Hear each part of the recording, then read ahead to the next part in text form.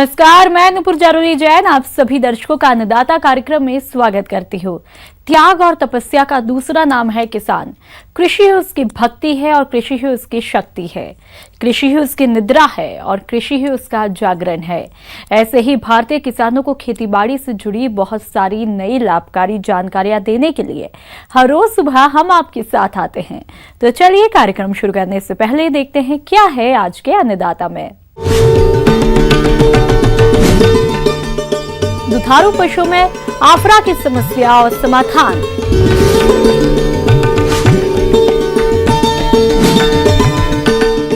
Palmarosa की खेती की तकनीक पर जरूरी सुझाव। दुधारू पशु द्वारा फफूंद युक्त या अधिक मात्रा में हरा चारा खाने के कारण पेट फूल जाता है और पशुओं को सांस लेने में दिक्कत होने लगती है, जिसे आफरा बीमारी के नाम से जाना जाता है। तो इस तरह की समस्या से छुटकारा पाने के लिए पशुपालक भाई कौन कौन से उपायों को अपनाएं? ऐसी दशा में किसान भाइयों, जहाँ तक इसके जो बचाव की बात कर ले पहले, तो बचाव के लिए ज़रूरी है कि जो भी हम किसान भाइयों आहार देते हैं उसमें हमें ध्यान देने की ज़रूरत है। किसान भाइयों, यदि हम हरे चारे की मात्रा ज़्यादा इसके आहार में शामिल करते हैं तो आप देखते हैं कि गोबर पतला हो जाता है। इस समय जो बरसात के समय ज़्यादा हरी घासें उपलब्ध रहती हैं, इनको हम ज़्यादा मात्रा में देते हैं तो गोबर जो है उसका पतला हो जाता है और ये कंडीशन अगर महीने 15 दिन बनी रहती है तो अफरा होने के चांसेस बढ़ जाते हैं। किसान भाई, यहाँ पर इतना आपको अवश्य बताना है कि जो भी आप हरा चारा दे रहे हैं उसमें लगभग 2/3 आप हरा चारा और 1/3 आप उसमें सूखा चारा, या बहुत ज़्यादा अगर उस हरे चारे में पानी है तो आधी मात्रा में हरे चारे और सूखे चारे को मिला कर दें, जिससे उसका गोबर टाइट बना रहेगा और उसके पेट में किसी तरह की गैस का समावेश नहीं हो पाएगा। अब बात करते हैं रोगग्रसित पशु के घरेलू उपचार की। तो पहले पशु के फूले हुए पेट पर तेल, गर्म पानी या गर्म कपड़े से मसाज करें। यदि आफरे में कमी नहीं आ रही है तो आप लकड़ी को उसके मुंह में बांध दें, जिससे कि उसके अंदर की हवा बाहर निकलती रहे, जिससे पशु को आराम मिलता है। यदि फिर भी पशु को आराम न मिल पा रहा हो तो सरसों का तेल और तारपीन का तेल मिलाकर पिलाने से भी पशुओं को कुछ आराम मिलता है। इसके अलावा पशुओं को 5 से 10 ग्राम हींग भी खिला सकते हैं। इन सभी उपायों से भी आराम न मिल रहा हो तो पशु चिकित्सक से उपचार कराएं। किसान भाइयों, जरूरी है कि हम इलाज की अपेक्षा बचाव पर ज़्यादा ध्यान दें। इसलिए आपसे पुनः एक चीज़ बताना चाहेंगे कि आप हरे चारे में हमेशा सूखे चारे को मिला करके अवश्य पशु को खिलाएं, जिससे उसके पेट में किसी तरह की गैस इत्यादि नहीं बनने पाएगी। यदि उसके पेट में कब्ज बनती है या कुछ अन्य कारण बनते हैं तो निश्चित रूप से आपको अपने पशु चिकित्सक से तुरंत सलाह ले लेनी चाहिए। किसान भाइयों, अभी तक आपने खेती से जुड़ी कुछ उपयोगी जानकारियां देखी। अब लेते हैं एक छोटा सा ब्रेक, जल्द लौटेंगे और कार्यक्रम में आगे भी है खेतीबाड़ी से जुड़ी महत्वपूर्ण जानकारियां। बने रहिए हमारे साथ। ब्रेक के बाद आप सभी दर्शकों का अन्नदाता में स्वागत है। चलिए अब रुख करते हैं अगली कड़ी की तरफ।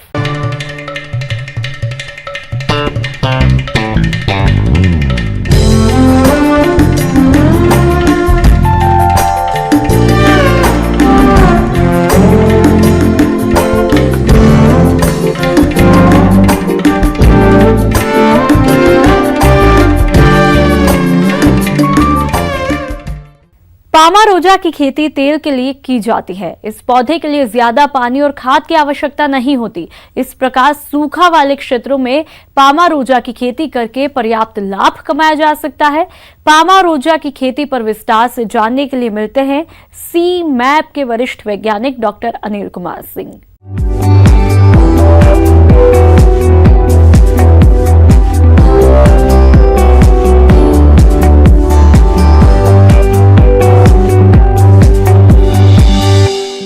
जैसा कि पामारोजा औषधीय और सुगंधित फसल है, जिससे प्राप्त तेल का उपयोग विभिन्न प्रकार के सौंदर्य प्रसाधन बनाने और गंध उद्योग में किया जाता है।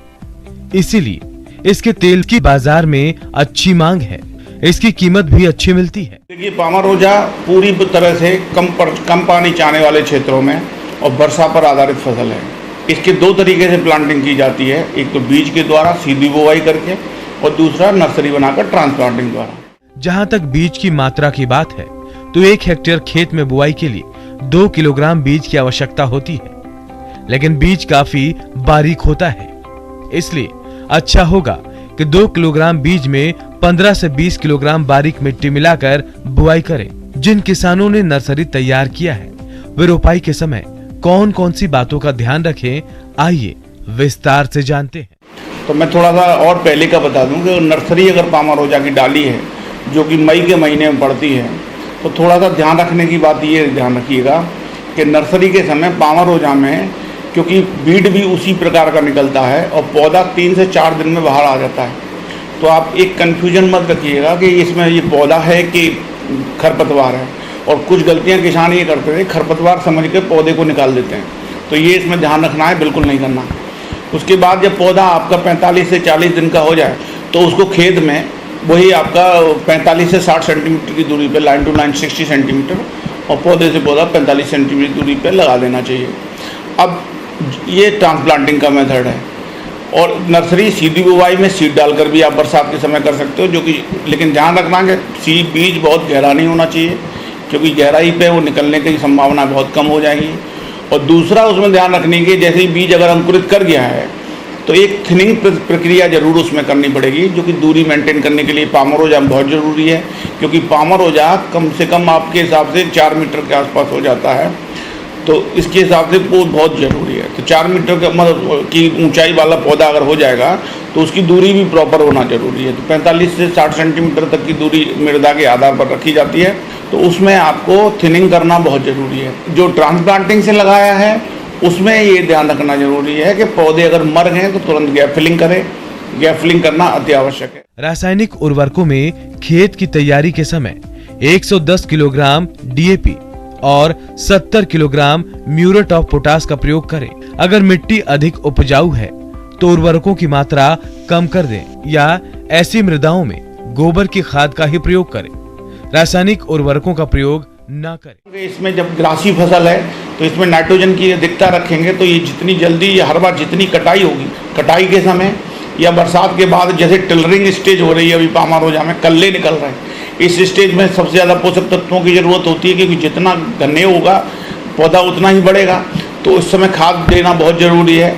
आपका जो कम से कम 40 किलोग्राम नाइट्रोजन जो कि 150 केजी को पर 3 बार में डालते हैं हम लोग, तो ये हर बार जो है एक ड्रॉप ड्रेसिंग डालना अभी ज़रूरी है, क्योंकि बरसात के टाइम में नाइट्रोजन की कमी होने लगती है, तो उस स्थिति में इसको डालना बहुत ज़रूरी है टॉप ड्रेसिंग के द्वारा, जिससे इसकी बढ़वार में मदद मिले। और स्टार्टिंग के पौधों में जैसा मैं बता रहा हूँ कि स्टार्टिंग में फसल को मजबूती देना बहुत ज़रूरी है, तो निकाई गुड़ाई खरपतवार निकालना बहुत ज़रूरी है। स्टार्टिंग में जब पौधा चल जाता है तो उसके बाद फिर ये पौधा अपने आप ही खेत फसल को भर लेगा।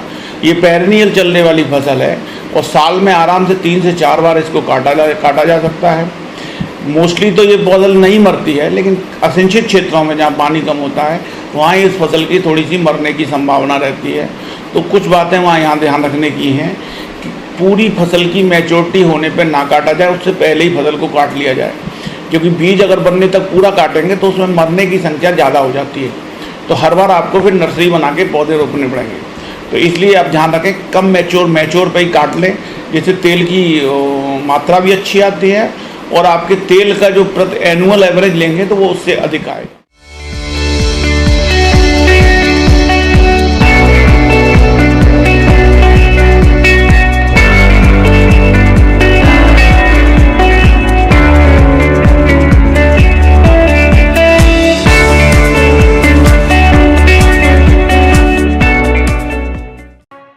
ब्रेक के बाद एक बार फिर से आप सभी दर्शकों का अन्नदाता में स्वागत है। बढ़ते हैं अगली प्रस्तुति की तरफ।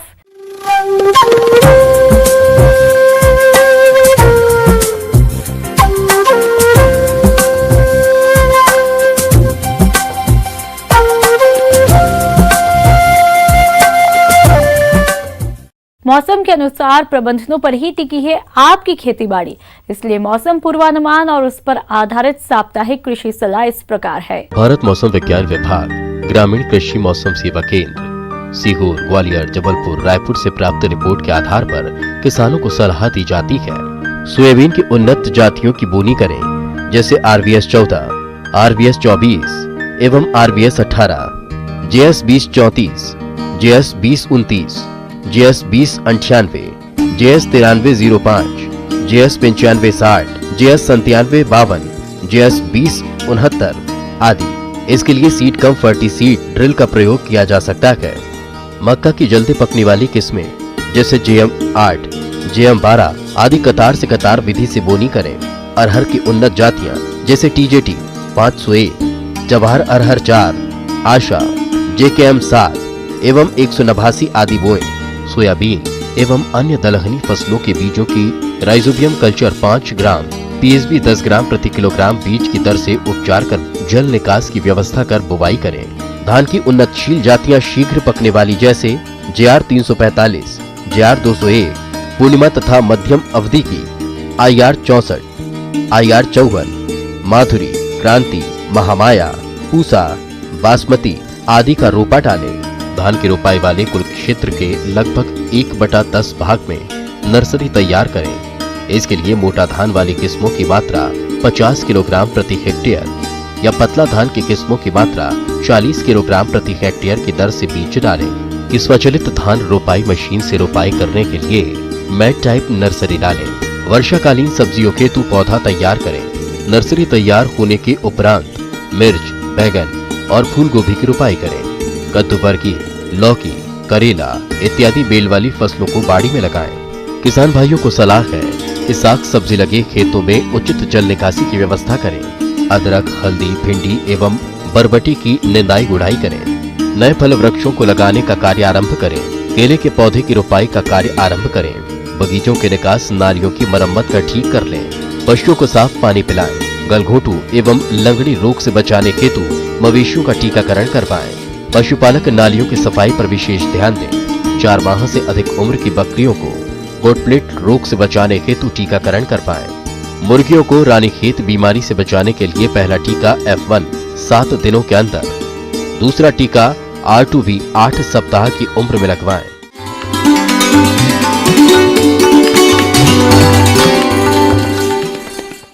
अन्नदाता हेल्पलाइन निशुल्क फोन संपर्क सेवा के माध्यम से आपके द्वारा पूछे गए प्रश्नों में से 1 या 2 महत्वपूर्ण प्रश्नों को हम अपने कार्यक्रम में शामिल करते हैं और इसी के तहत आज का चयनित प्रश्न और उसका जवाब इस प्रकार है।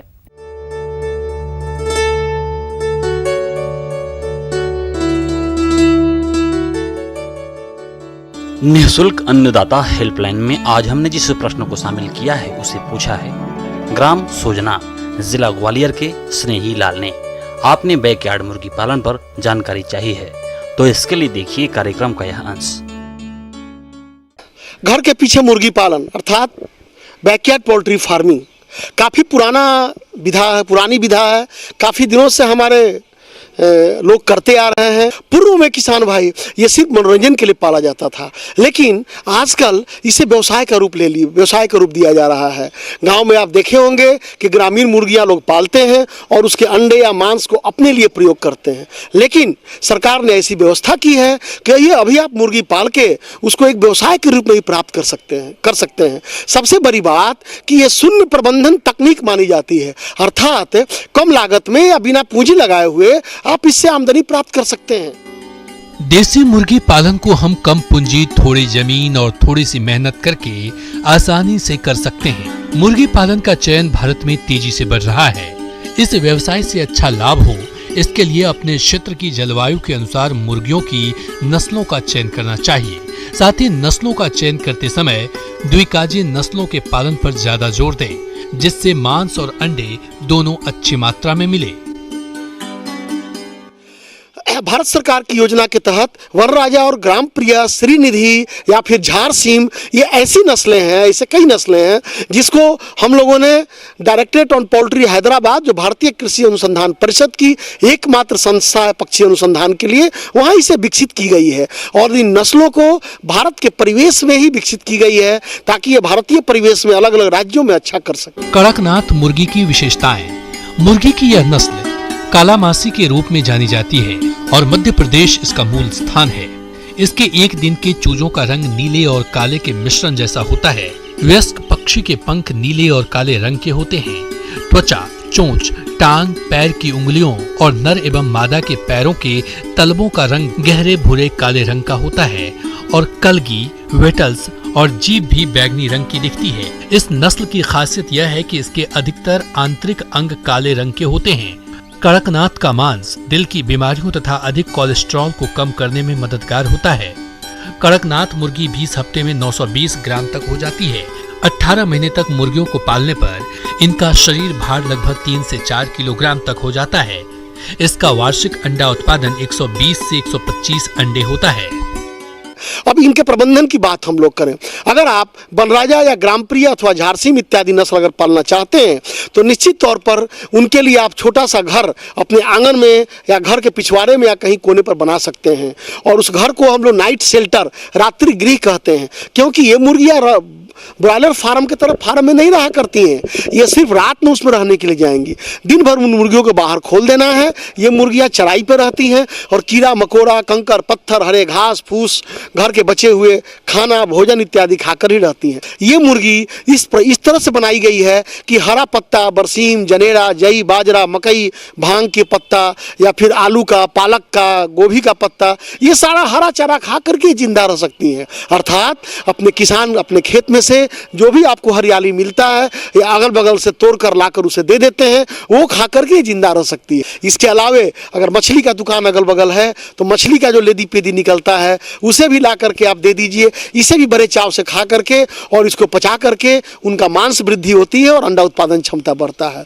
कुल मिलाकर उनके भोजन पर होने वाला खर्च लगभग शून्य होता है या काफ़ी न्यूनतम होता है। हाँ, अगर बरसात का दिन है या फिर काफ़ी ठंडक का समय है, अब घर से नहीं निकाले हैं अथवा भोजन की कमी हो जाती है, वैसी स्थिति में मकई का दर्रा, खुद्दी, चावल का गुंडा या फिर चूड़ा मिल का जो छांट बचता है उसे ला करके, या कोई होटल का जूठा खाना मिलता है, कोई अगल बगल अगर प्राइमरी सरकारी विद्यालय है तो मध्याह्न भोजन का जूठा खाना है, वो सब भी लाकर अपने मुर्गियों को दे दें, उसे भी खा करके और ये मांस से परिवर्तित करेंगी और काफ़ी बेहतर करती है। लेकिन इनके अंडा उत्पादन का औसत 110 से 120 अंडा बनराजा देती है। अगर ग्राम प्रिया की बात करें तो ये 115 से 125 अंडे तक प्राप्त किया जाता है क्षेत्र के स्तर पे।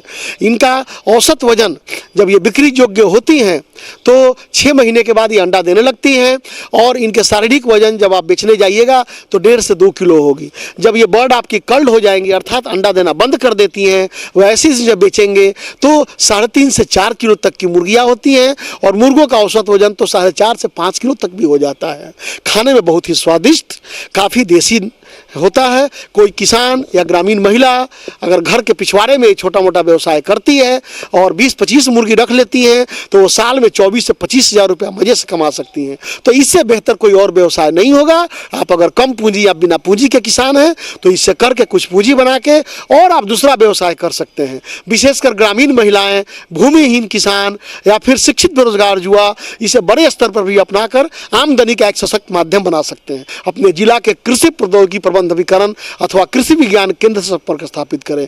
बीमार पड़ने पर निकट के पशु चिकित्सालय से संपर्क करें और निःशुल्क दवा और निःशुल्क सरकार के द्वारा व्यवस्थित सुविधाओं का उपयोग करें और अपना जीवन सुनिश्चित करें, उन्नत हो और व्यवसाय से लाभ प्राप्त करें।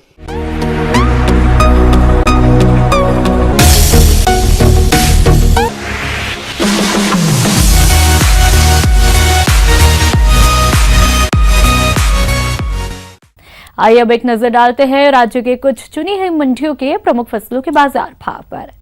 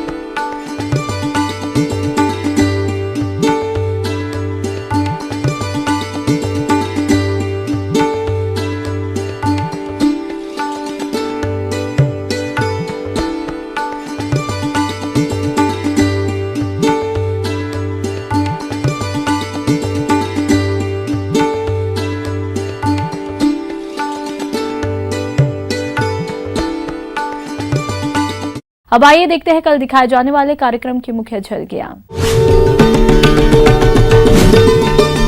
अरहर की वैज्ञानिक तकनीक से बुआई,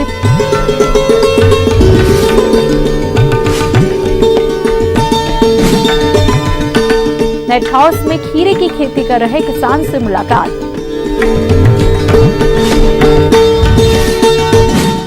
किसान भाई और अन्नदाता आपकी सेवा के लिए संकल्परत है। कृषि संबंधित समस्या और सुझावों के लिए आप हमें इस पते पर भी संपर्क कर सकते हैं। प्रोड्यूसर अन्नदाता, news 18 Madhya Pradesh Chhattisgarh, Ramoji film city Hyderabad 501512। साथ ही आप हमें ईमेल भी कर सकते हैं। हमारा ईमेल है p18annadatamp@nw18.com। इसके अतिरिक्त आप हमें निःशुल्क हेल्पलाइन नंबर 180041921555 पर सोमवार से शनिवार सुबह 10 से शाम 4 बजे के बीच संपर्क कर सकते हैं। किसान भाई, अब समय हो रहा है आपसे विदा लेने का, तो हमारी अन्नदाता टीम को दीजिए इजाजत। कल फिर आपसे मुलाकात होगी कृषि संबंधित कुछ और महत्वपूर्ण जानकारियों के साथ। नमस्कार।